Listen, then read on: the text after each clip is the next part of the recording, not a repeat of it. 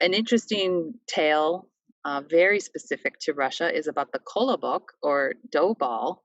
And the dough ball is left on a windowsill by an old woman, and it decides to go on an adventure. It rolls itself out of the window and goes on, goes into the forest, into the woods, all over the place. Goes on this adventure, and again, its cleverness is what saves it. Many different animals try to eat it, but it's clever and is able to escape from them until finally the fox, who often seems to be the bad guy, catches it. It uses trickery and eats the kolobok or dough ball for dinner. Finally, there's the tale of Masha the bear, and this one I think really evokes the fears that I think people had living in remote forested areas.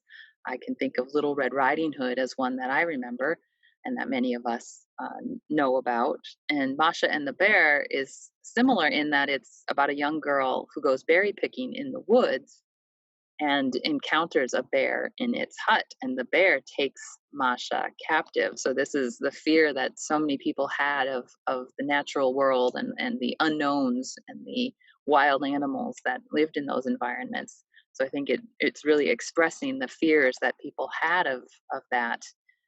But again, through her cleverness, she tricks the bear into taking her home.